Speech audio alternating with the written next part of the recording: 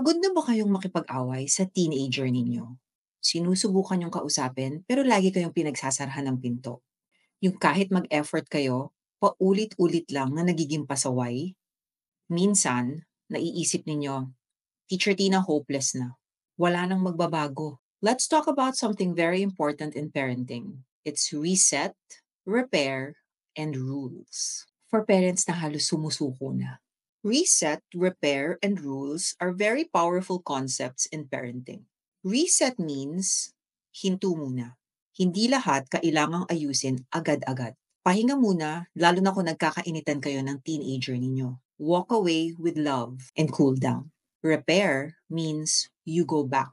You rebuild. You say, anak, kanina pareho tayong galit. Hindi naging maayos yung usapan natin. Pero gusto kong ayusin ito. Para kayong nagsabi ng, hindi ko man gusto na nangyari yon, gusto pa rin kitang makasama. And rules? Well, here's what many parents forget. Repair doesn't mean you forget the rules. Repair includes boundaries. In fact, boundaries or rules are forms of love. Teens feel safer when we stay consistent, even if they push back. Kagaya ng, hindi ko gusto yung ginawa mo. Mahal kita, pero dapat may consequence para pareho tayong matuto. Kapag walang rules or follow-through, ang message na nakukuha ng teenager ay, pwede pala akong magwala, maglayas, o sumigaw. Tapos walang mangyayari. Kaya kagaya po ng sinasabi ninyo, paulit-ulit lang ang behavior. Teenage defiance, withdrawal, or anger isn't always rebellion. It's often a signal of hormones, identity confusion, peer pressure, or brain rewiring. Teens are undergoing what psychologists call neural pruning. Yung brain nila ay literally under construction dahil nagmamature na sila. That's why they may be impulsive, emotional, and sometimes they contradict themselves. Ito ang developmental stage na kine-question nila ang authority. Pinipili nila ang kaibigan nila over family at mas emotional sila. At ito ang stage kung kailan nila kayo pinakakailangan. Kahit hindi nila kayo pinapansin. Let me share strategies for these 3 R's. Number 1 is you pause before you react.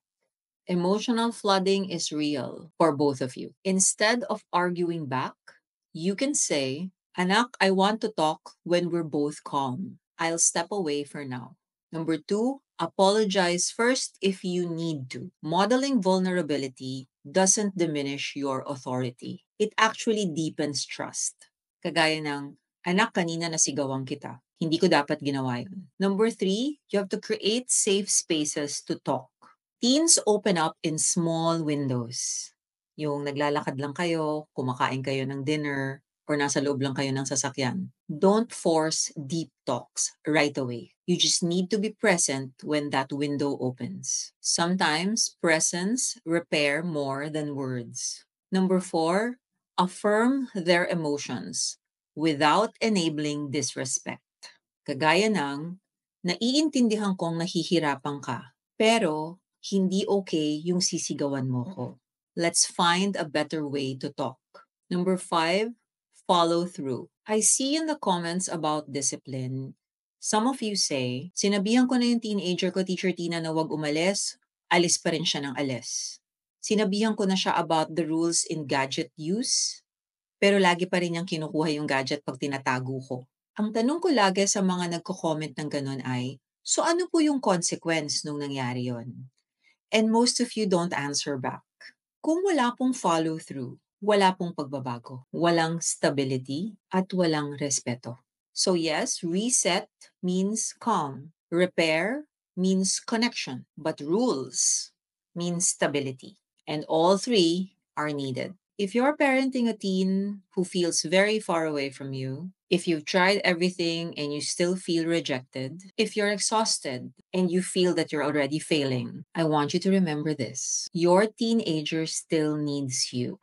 They won't say it, they might not even show it. But when you hold steady, when you reset, repair, and establish the rules, you become their anchor in their storm. Mahirap, nakakapanghina minsan to parent a teen. But remember, you were also a teenager once. And I'm sure it was also difficult for you when you didn't get to connect with your parents. If this video spoke to you, tag a parent who needs it or comment below. Anong gusto mong i-repair sa relationship mo with your teenager ngayon?